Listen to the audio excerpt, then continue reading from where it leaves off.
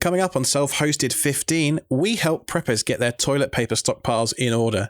We also battle valiantly the WebSockets daemon of reverse proxies, and I let you know why Chris has fear of missing out on Hass.io. I'm Alex. I'm Chris, and this is Self-Hosted 15.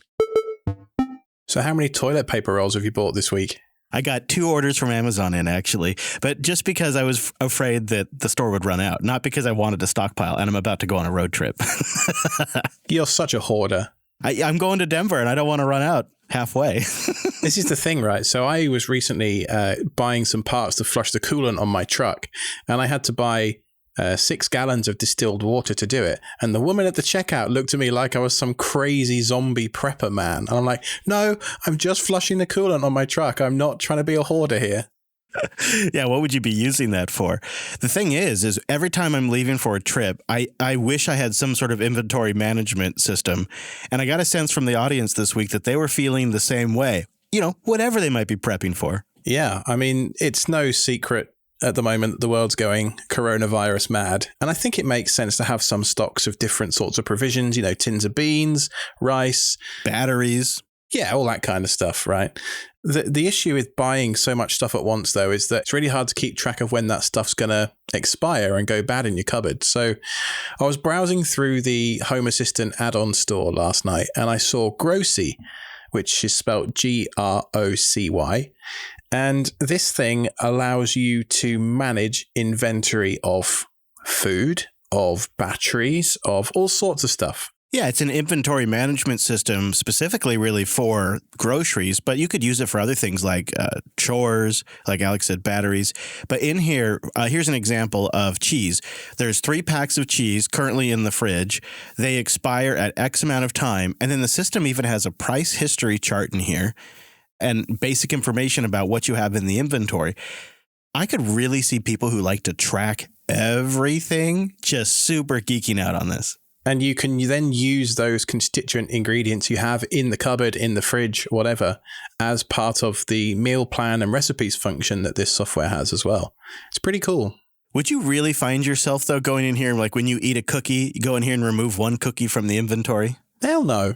I think that's too granular for me, too. But I could see the equipment tracking being really useful. Well, for you, yeah. Who has which microphone, who has which interface, that kind of stuff could be useful. Even where is it stored? Which storage bay is it in? Or which shelf in the studio garage is it on? That could be really useful. Or for you, which house? Is it in the one in wheels or is it the one that's bolted to the earth? Absolutely. Like right now, we're trying to pack up things for the trip to Denver in the RV. And I realized that the heater I use while I am off grid it's in the garage here at the studio. And I almost left without it. And if I had a system like this, it's like checklist to the next level for me. And I could totally use that check in, check out for those kinds of important things. And you could put serial numbers in there. So if, God forbid, you needed that information for insurance purposes, it's all in one place. And of course, it's self-hosted, Grocy. We'll have a link in the show notes. The cool thing is if you go to their website, demo.grocy.info, they have a live link there with a demo account and data in the inventory for you to try before you set it up. I don't know exactly what the setup process is. I didn't try it yet, but I did find a guide. And I also will have a link in there to integrating in with Home Assistant. That might just be the better way to go. Yeah, Hass.io is making it really easy to run a whole bunch of apps right now. And I'm kind of seeing how this Home Assistant, image can become your one-stop portal to all of the apps in your network. I talked a couple of episodes ago with Popey about not needing a GUI, but having like an app store to browse to find stuff sure is helpful for discovery. I tell you what, it's not just that. Being able to pull all kinds of things into Home Assistant makes it really useful for other members of the family who maybe don't know all the URLs or don't remember which app to go to. So for this road trip that I just mentioned, I set up a tab in Home Assistant. And Alex, if you look, I put a screenshot in the show notes. I want you to check that out so you can see what I'm talking about. I'm using the Picture Elements card in Home Assistant to pull in over a dozen different webcam feeds of road conditions along our route to Denver. So from Oregon to Wyoming and Utah and They're all in there. And so when I'm going down the road, Hadia only has one tab she has to check to let me know how the road conditions are. She doesn't have to go to each site because every state has a different UI with different functionality and crazy ways of displaying things. So I just threw it all in there. Isn't that neat? That's fantastic. That is so cool. It's just an example of how pulling things into Home Assistant, it's handy in multiple ways because it's convenient, obviously, but it makes it more approachable to others in the family too. I hadn't even considered doing that. I mean, obviously, I don't drive my house down the road on the regular, so... Yeah, but now we just have one tab in Home Assistant. We check and we get all of the road conditions. And then if there's one that looks particularly bad, she can tap that and she will get the name of it. And then we could look it up more. We'd probably go to their website or go to their app. So there's all kinds of neat ways you can use Home Assistant to pull things in. The official add-ons are just getting out of control. I mean, you can run a DHCP server in Home Assistant with one click, DuckDNS, MariaDB, Samba shares. You can do your reverse proxy through Nginx, all through the Home Assistant UI. Mm-hmm. I pull all my Wise cameras in via RTSP feeds. Along with Shinobi, I just have cards in Home Assistant that show them as well, which is just nice as a quick overview. Then there are the Home Assistant community add-ons, which are done mostly by Frank Nietzhoff. Sorry if I said the name wrong. And there's a bunch of stuff in there. Grossi is one of them. InfluxDB, MQTT, Node-RED, Plex Media Server, Spotify Connect. There's a whole bunch of stuff that you can now host on your Home Assistant rig just through the web UI with a couple of clicks. It's really slick. I accidentally blew up my Home Assistant last night. What? I was taking the opportunity to rebuild it, you know. Hold on. You have backups beyond backups, I thought. I know. So look, I do have a backup in Google Drive from literally yesterday, but I don't want to use it. And this might sound a bit strange to you, but I quite enjoy nuking and paving every now and again. And I don't do it with my desktop anymore because Linux is too good these days and I don't use Windows anymore, so I don't need to.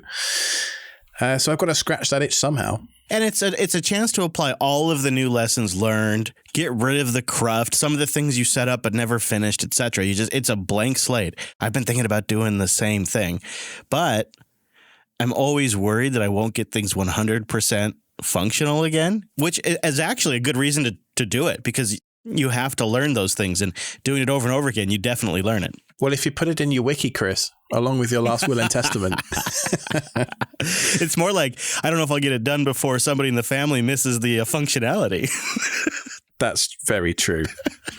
So if you're going to nuke and pave, what are you going to do? Are you going to run it out of a container, or are you going to go the appliance Hass.io SD card image route? I really don't know. I very much appreciate the simplicity of a very base, simple OS I know how to manage, a Docker container that is just the application, in this case, Home Assistant, and it's a very simple setup that is reliable. However, every time you talk about these Hass.io add-ons and the community stuff, I'm like feeling FOMO. I feel left out. I'm like, I wish I could try this stuff. And I know there's kind of a way I could do it, but the fact that I don't even fully understand what that way is just sort of a barrier. There is. It removes the barrier to entry. It's just a bunch of stuff you click, and I don't know, like I haven't really found any downsides to doing it this way other than I have less control over how the container itself, and I guess by association, the other kind of containers are spun up, but I actually don't mind. You know, it's a dedicated VM on my ESXi box downstairs, and it just does the job. I occasionally have to increase the disk space, but other than that, it's been bulletproof reliable. That might be it for me, is I'm not necessarily doing this in a VM. I'm doing this on hardware that is doing many other things. It has many other containers that are doing important functional work, and I don't really have a VM to dedicate or a box to dedicate to it. I don't think you need one. So in the name of science, I believe, Chris, you should try Hass.io, because I think once you do, you'll be like, this is really easy to just do a whole bunch of stuff. Okay. Now you're speaking my language. You could do it the other way. And as an experienced admin, I think there's a lot of value in knowing how the nuts and bolts under the hood are working. But sometimes time is your enemy, and this is less of an enemy. And if it's something that's popular, I should probably have some experience with it just to round out my ability to comment on it. Ah, dang it. The old do it for the show excuse. Why don't we answer a couple of questions? This is a good episode maybe to take a pause and answer some questions that have rolled in, because Kyle has one sort of along this theme. He says, hey guys, big fan of the show. I've learned a lot so far. Do you have a tutorial or a guide you recommend for setting up a reverse proxy? I'm open to all options, Nginx, Trafic, etc., but I want a quality guide since I'm exposing stuff on my network to the internet. Thanks, Kyle. That's such a great point. I don't run my reverse proxy as an add-on in Home Assistant. You can, and it integrates really nicely, and it has Let's Encrypt automatically generating your SSL certificates and all the rest of it. I run the Linux server Let's Encrypt image on my main media VM, which is a separate VM from where Home Assistant runs. And that VM has about 20, 25 containers running on it, and it uses the local DNS of that Docker daemon to resolve the containers on that host. So I don't have to open a bunch of ports from those containers to be able to be seen by the reverse proxy. Now, that sounds great until you start trying to run services that are no longer on that box, like Home Assistant. And I ran into an issue last night with WebSockets. So I had the reverse proxy configuration working just fine. And then I loaded up Node-RED, which is one of the add-ons. You click the button, you install it, and it would load. But then the actual, I don't know what you call it, I guess the sockets underneath the WebSockets on the page wouldn't connect. And I thought to myself, how do I isolate this issue? Because, being a troubleshooting sort of chap, I like to understand where the problem is. And you think to yourself, right, is it the reverse proxy? Is it Node-RED? Is it Home Assistant? And you can isolate these things by going to the IP address of the server instead of the reverse proxy URL. So in my case, that was 192.168.whatever. And it worked perfectly. So I'm like, okay, cool. I now know it's the reverse proxy. Didn't help me find the answer, but I knew what the problem was. And after maybe 2, 3, maybe more hours, I eventually discovered that WebSockets were required in both blocks, not just the API WebSockets section, but also the root of the web URL. Added 2 lines of config, restarted Let's Encrypt, and boom, we were off to the races. So I put the full details in a blog post over on my blog, and hopefully that saves somebody else some pain. Now, if you are looking to do a reverse proxy like I've done on my main media VM, I mentioned I was running the Linux server Let's Encrypt Nginx reverse proxy container. And I've been running that for 2-3 years at this point. Works great, really reliable. There's a bunch of pre-baked Nginx configuration files in a Git repo that the Linux server team maintain. And there is a fantastic blog post written by Aptalka, who's the guy that put most of the work into that container. It's basically an Nginx starter guide. So if you're trying to figure out how do I expose my services securely to the internet without opening a whole bunch of ports in my firewall, this guide is the one that you want. It's from April 2019, but it's still as relevant today as it was then. Very nice. Thank you. We'll make sure to put links to that at selfhosted.show/15. So before we roll off of Home Assistant completely, I want to throw a couple of problems I've had at you recently, and also by extension the audience, and just get people's take on this. I have a problem in Home Assistant where my automations from time to time just crap out. The one where it really matters is I have temperature sensors that are monitoring the temperature consistently. And when the temperature gets above, say, 73 degrees Fahrenheit, the heater's cut off. Well, sometimes that automation just stops working. And so I'll wake up in the middle of the night and it's like 85, 90 degrees in my bedroom and we're roasting because the automation failed. I don't know what that is. And then recently, my wife's phone and my phone using the Home Assistant app for iOS stopped connecting to our Home Assistant instance. On the same phone, you can go to the browser and bring up the Home Assistant UI in the browser, but you can't connect via the apps. You get some sort of API error.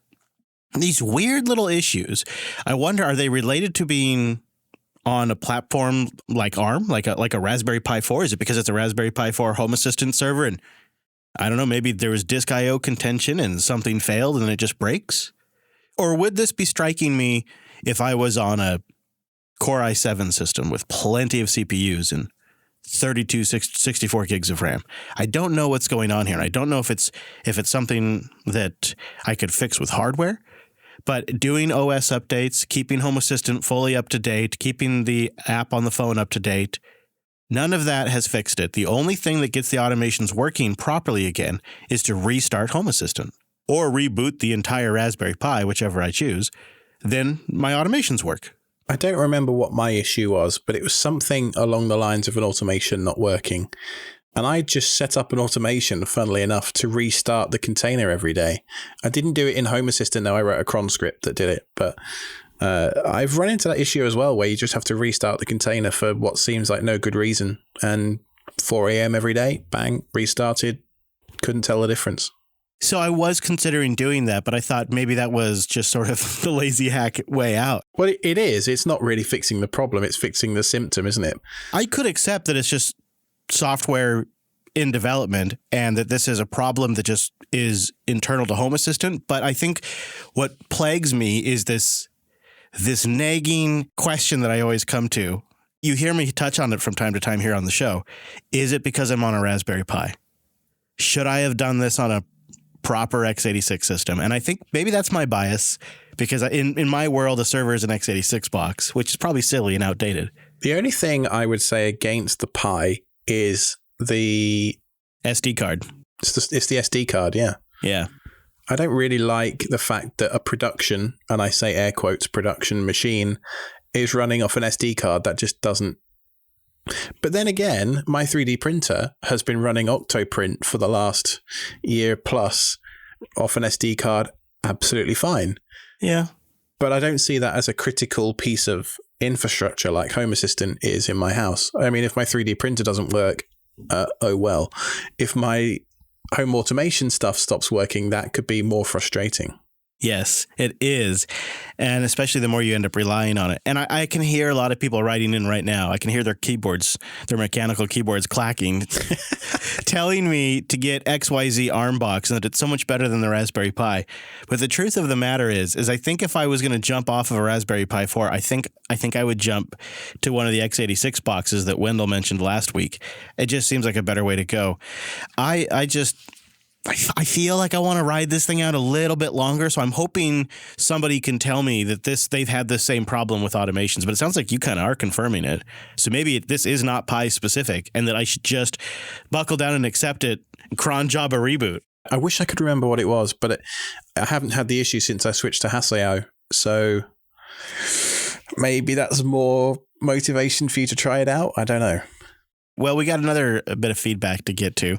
This one comes in from Glenn, and he's telling us about GenMon. GenMon is a generator monitor. It's a little self-hosted program that operates on a Raspberry Pi, and it will relay the status of your generator. He says he uses it on his little 22 kilowatt generator across the water from where I'm at over in Port Orchard, which is a gorgeous area. He says it hosts a web page with the current status. It'll send an email or text message on changes. And you'll love this, Alex. It also has MQTT integration. Boom! If I had a bell, I would ding it right now. I know. We need like an MQTT like sound effect. He likes the data, especially he likes to know when the power goes out. He says it's not really applicable to an RV, but it's still pretty cool, and it's an actively maintained Python project. And we'll have a link in the show notes. It doesn't support all generators, obviously, but it does support a fair amount. I have an Onan generator that does not have one of these boards in it that gives you any information. But you got to wonder if there's some way you could like add one. That'd be so cool. Now that I know this is data that is capturable, now I want it. Glenn is really, he's a man about data just like we are. Because look at this.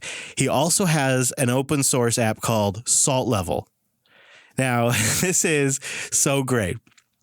Maybe it's a little more limited for people out there, but it monitors my water softener salt level.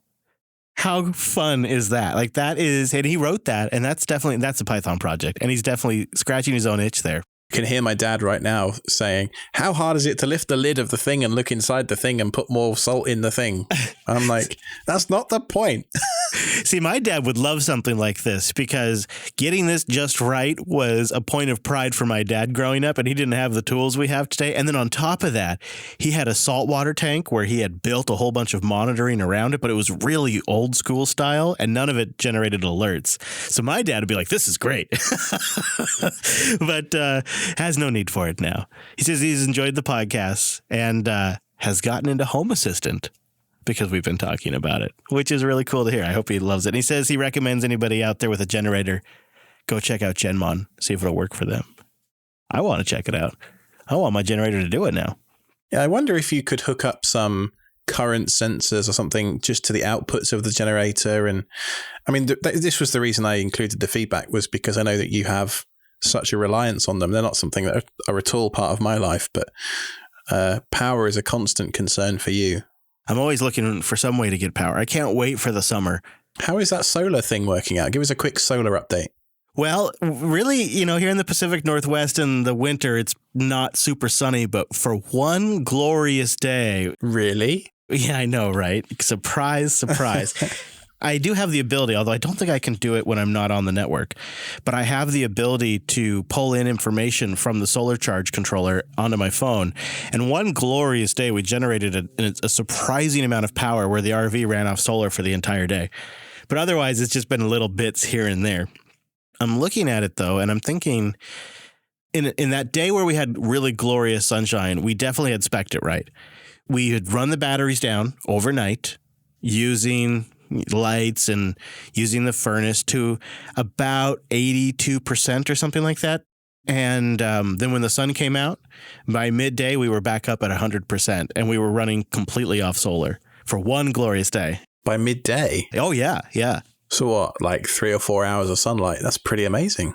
It's probably a little more than that, but yeah, it was great. It was great. I got home and I thought, I better start the generator. And I looked at the batteries and it was completely charged. I want to put some solar on the roof of my house.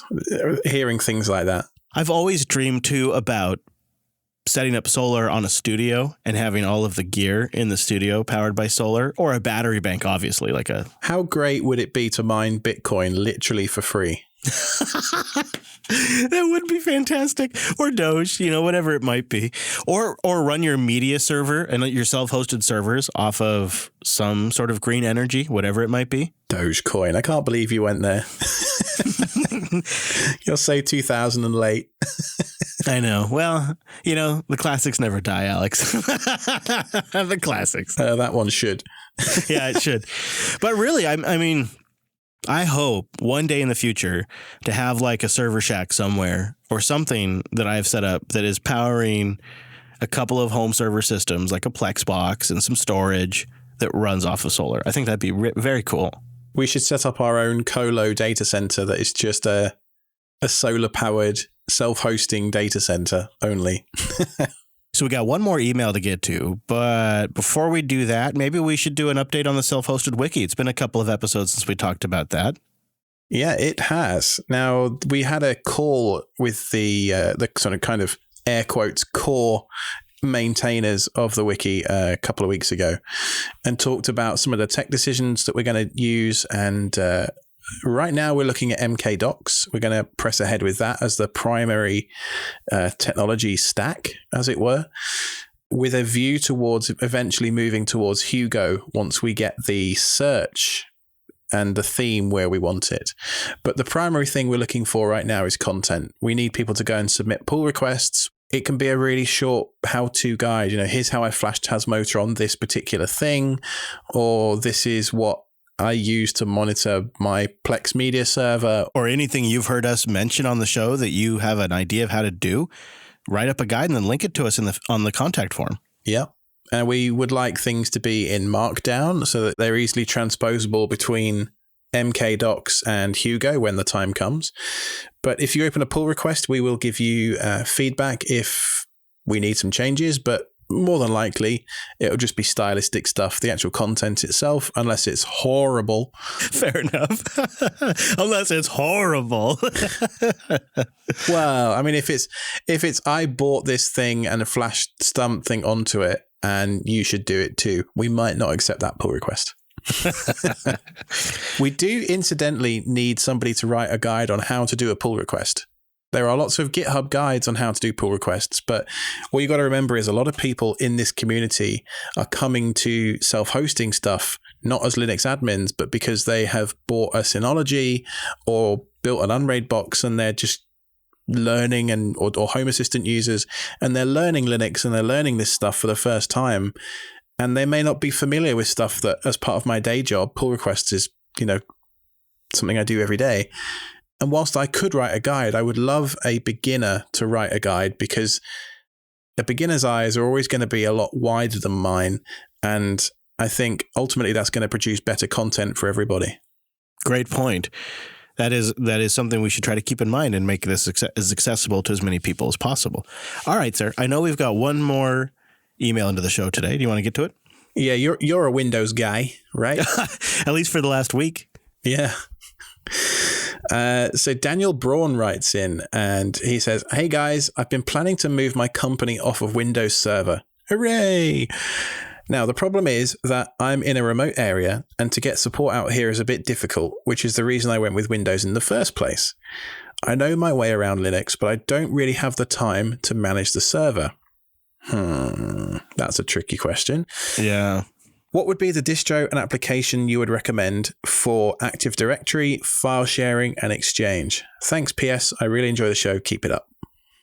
Boy, I don't know if Daniel's going to want to hear this, but I think maybe he should consider sticking with Windows. Yeah, you can't just build a box and let it rot. You do have to do some stuff to it every now and again.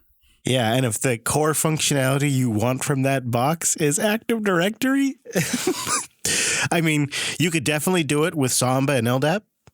Absolutely. I have done it. Yeah, or FreeIPA is another one, and Red Hat seller product IDM that does it if you want to use that. But yes, if you've already got Windows and you've already got Active Directory set up, my first inclination would probably be, even as a Linux guy, would be to stick with what you've got. Yeah. I think the real cincher is that not only does he want Active Directory, but he wants Exchange-like functionality. And again, this is reproducible. Things like Zimbra, for example, could be deployed on Linux. It would search back to your FreeIPA LDAP directory, which could be sitting behind Samba, and you could achieve Active Directory file sharing and Exchange-like functionality with something like Ubuntu LTS, FreeIPA in a VM, and Zimbra in a VM. You could absolutely do this. I don't really see it. I would probably just stick with Windows. Keep in mind, too, I just got done with the WSL Conf, the Windows Subsystem for Linux conference, and something that was made clear to me is that this is coming to Windows Server as well. And so certain functionality like Ansible management, Kubernetes support, and even SSH, it's just going to be table stakes for Windows Server soon. And it's going to be simpler and easier for Linux guys and gals to manage a Windows Server. And I wish I could tell you, Daniel, this is the time to do it, because I made a living for a long time going in as a contractor and migrating people's Windows servers to Linux. But I don't think this is the one, sir.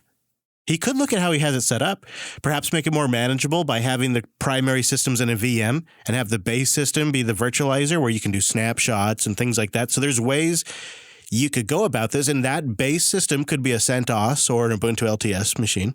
Don't forget, though, every time you add a layer, you also add complexity. So unless you are familiar with that kind of stuff, just be careful. And I think because you've written the phrase, "I'm planning to move my company," I don't know whether it's a small business or whether it's a big one. I'm assuming it's sort of small to medium size. I'm assuming that it's probably you that's in charge. So just remember that when you get the phone call at 2 a.m. that something's on fire, you don't want to have to wade through 9 layers of virtualization and abstraction to fix what would be a simple problem if you were just running on that host, bare metal, so to speak. And honestly, it might just be worth waiting a little while. As crazy as it sounds, there are entire organizations now that operate without something like Active Directory. And I know that sounds nuts, but it's becoming the new normal, and hosted services, or ones you can host yourself, are a big part of that. And there's a shift happening in the industry. And if you just waited a couple of years even, you'd probably have a much clearer signal in which direction that's going. Yeah, that's a great point. The DevOps movement is really bridging that gap, and a lot of developers now are deploying their own authentication services that mean that single sign-on is a service that runs on a Kubernetes cluster somewhere, and you can do a bunch of interesting stuff there. I don't find it very interesting, but some people do. Some of you guys do, yeah, and they're out there. If you want to get your question into the show, selfhosted.show/contact, or on Twitter, or on the Telegram in our Jupiter Broadcasting Telegram channel, #AskSSH, and then put your question in there. We'll try to keep an eye out for those and incorporate them in future episodes. We have a lot of questions that come in, so from time to time, we try to incorporate them in. Absolutely. And thank you very much to everybody that wrote in. And don't forget about Alex's reverse proxy setup guide at blog.ktz.me. And check out my site, chrislast.com, where I have a bunch of cool stuff there, like the Chris Last cast and links to other things I'm doing these days. And last but not least, check out the show on Twitter at self-hosted show. Stay safe, wash your hands, and that was Self-Hosted episode 15.